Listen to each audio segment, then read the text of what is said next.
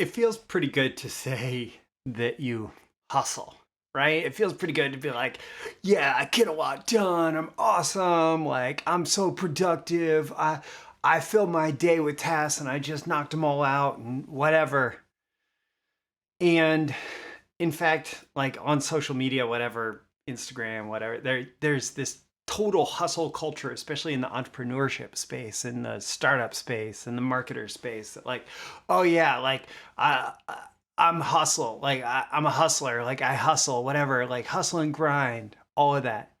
And uh, what we don't see behind that hustle culture is that people hustle and grind until they crash. And they never post it on Instagram that, like, oh man, I just completely wasted the afternoon because I wore myself out expecting so much myself, expecting myself to be able to perform at some inhuman level. And one of the phrases that comes out of that hustle culture is, I'm going to give 110%. I'm going to give 110%. Like, I'm going to do better than my best. And here's the thing, giving 110%, expecting yourself to consistently do better than your best is absolutely toxic. And as good as it feels in the moment when you're able to successfully do it, it will destroy you if you expect it as an ongoing strategy. And that's what I'm going to talk about in today's episode. These are the proven direct response marketing, copywriting, and entrepreneurship success strategies you can use today to write your own ticket and create the life you want. I am Roy Furr, and this is Breakthrough Marketing Secrets. Now, here's today's breakthrough. Okay, so tell me if this sounds familiar. You start the day off, you have some big plans. You have a big to-do list, you have every intention of getting lots of things done, you're feeling good at the beginning of the day, all the best intentions, right? And maybe you do start strong. Like you knock a few things off the to-do list, you have a call, the call goes well, you get on the next thing and the next thing. Maybe you skip lunch because you're feeling so productive, and then you're getting more things done. But then something happens. And maybe it happened early in the day, or maybe it happened much later, but you eventually fall a little behind. You don't have the energy to like do that next task at 100% or 110%, like given 110%, right? You don't have the energy to do that next task at 110%. And then you're thrown off your schedule, you're thrown off your expectations for the day, and suddenly you're feeling like, oh God, I messed up again. I failed again. I was going so strong and I got it wrong, and I'm not, dang. Why can't I be good enough? I see those people that are like knocking everything out of their to-do list on Instagram, like by 11 in the morning. And how come I'm not that good?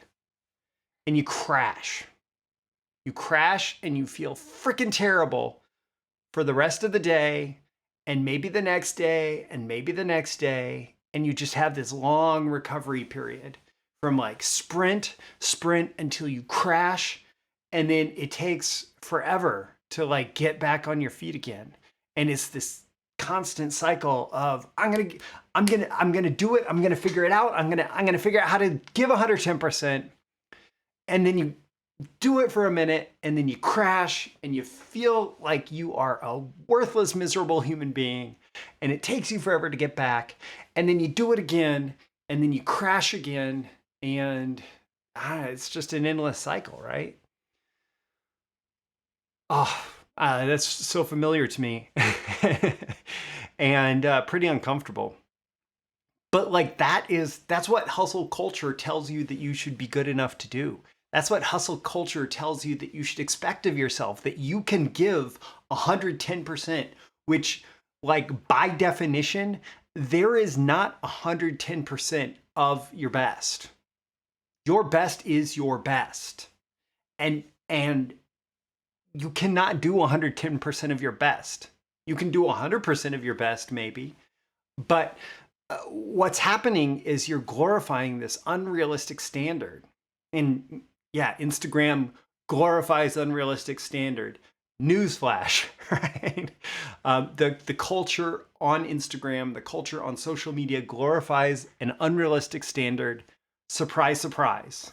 But this giving 110%, when you apply it, it leads to this dichotomy. This dichotomy of I'm doing it perfect or I feel shame.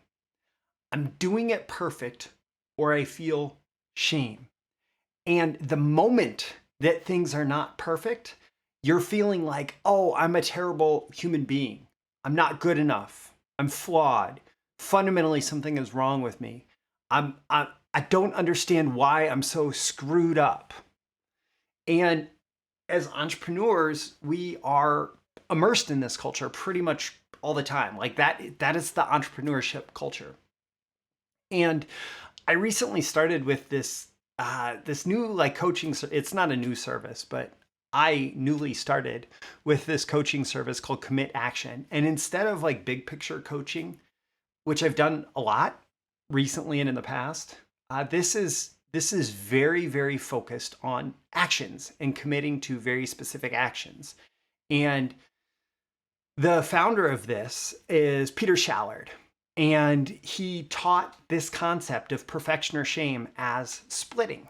Basically, we're split as entrepreneurs. If we're giving 100% at the beginning of the day, but we can't maintain this perfect standard that we've set for ourselves, we crash into this like shameful misery, right? And it's splitting. We're either over here, over here, over here, over here. And it comes from this expectation that we have for ourselves of giving 110%.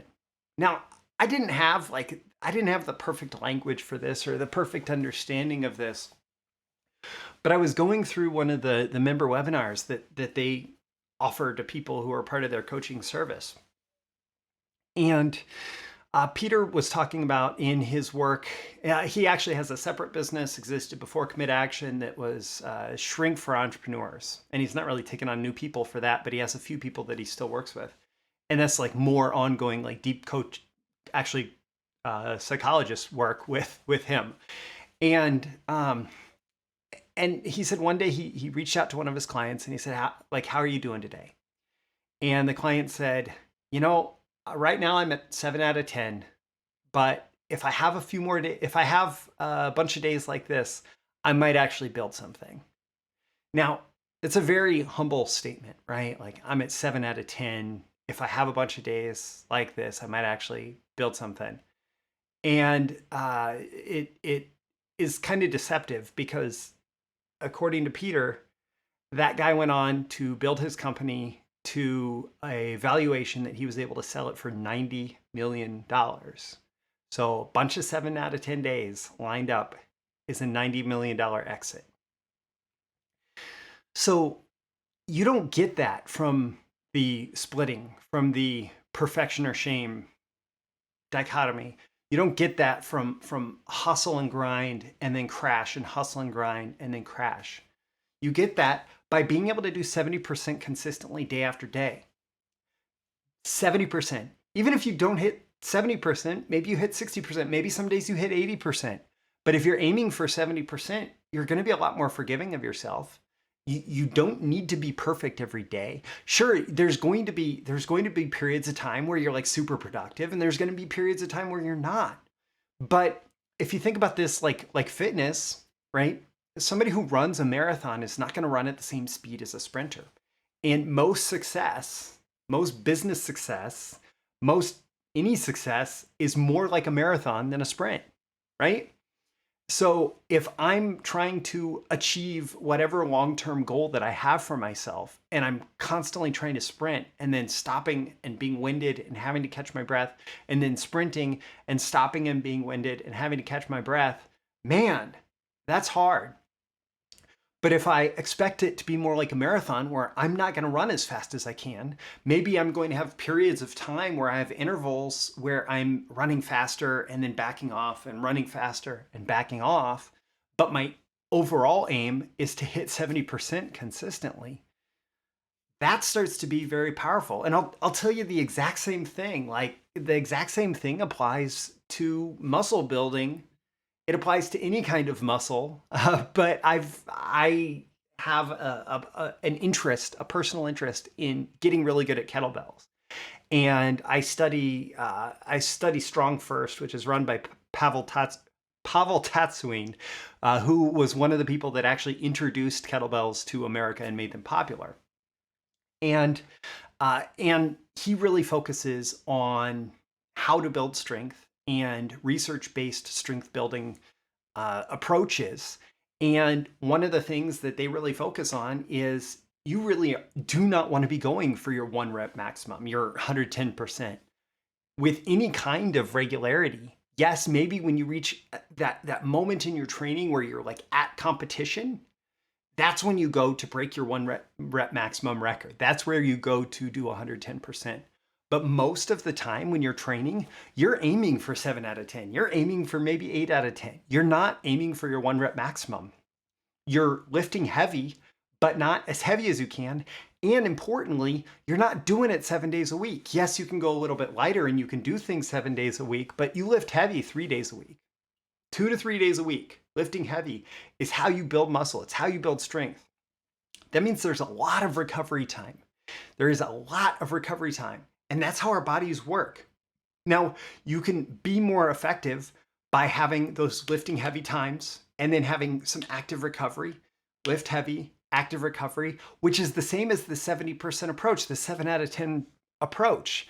It's not about 110% every day, because our bodies can't handle that in weightlifting. Our minds can't handle that in productivity. Like, we can't handle that. We're not made to give 110% every day.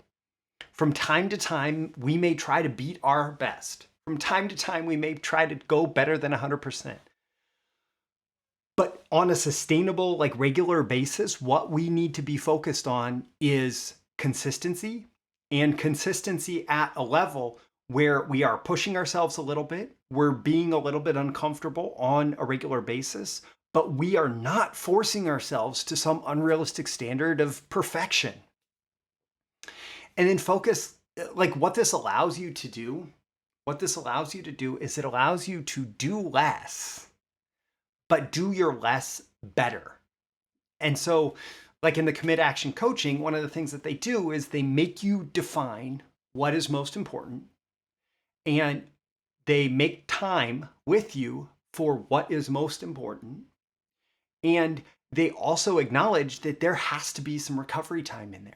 There has to be some recovery time.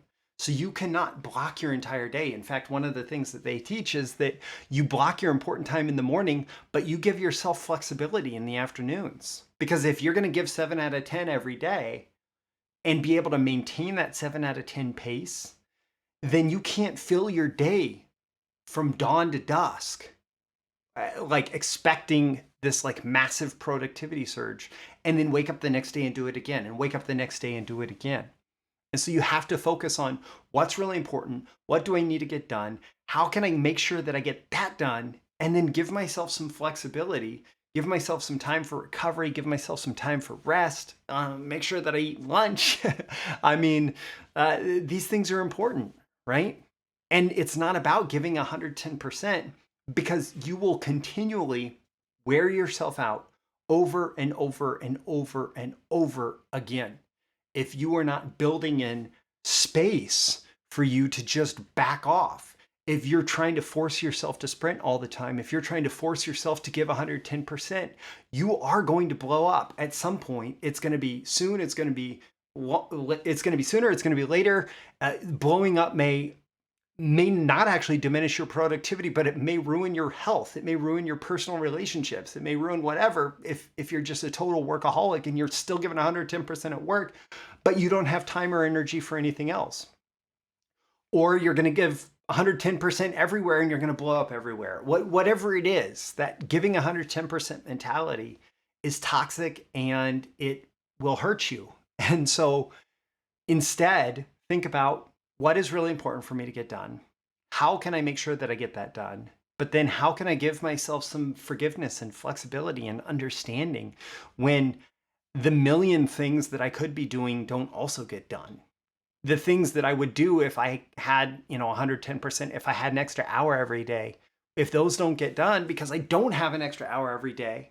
And then how can I use my time in the best possible ways that leverage it to the hilt and make myself the most successful that way?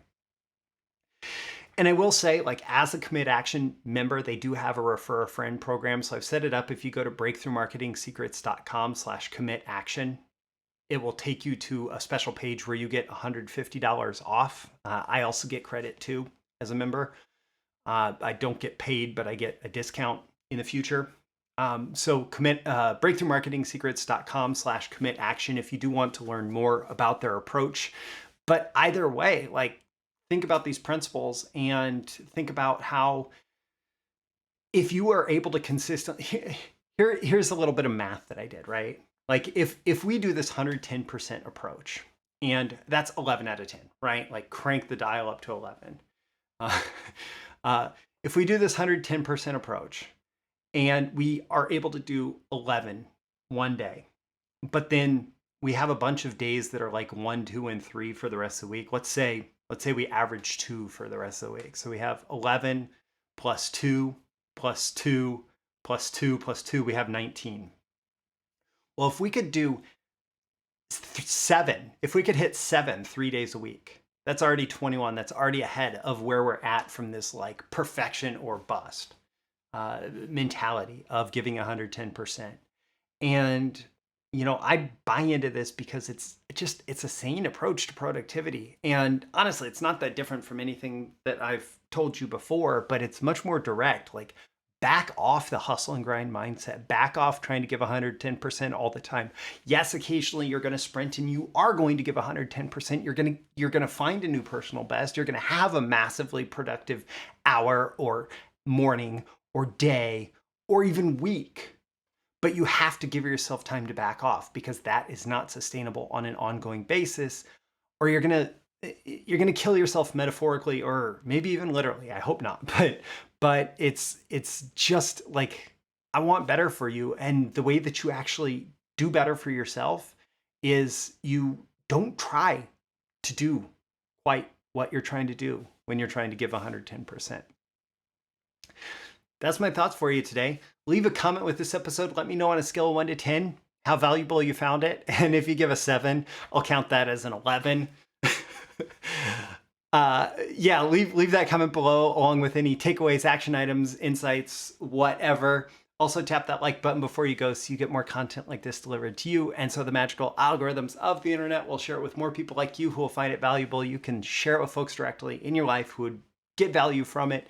And subscribe before you go. You can subscribe here. You can also go to breakthroughmarketingsecrets.com, get my daily emails Monday through Friday, including episode notifications and more exclusive content. And one more time, if you do want to check out Commit Action, like I said, I talk about businesses like this because I am a customer and because I found it valuable enough that I think I would be doing you a disservice not to share it with you. And so you can go to breakthroughmarketingsecrets.com/commit-action and save $150 off your first month of service if you sign up through that link. I'm Roy Furr. This is Breakthrough Marketing Secrets. I always aim for 10 out of 10 value, maybe 11 out of 10, or maybe 7 out of 10 today. You know what I mean. And I will catch you again in the next episode.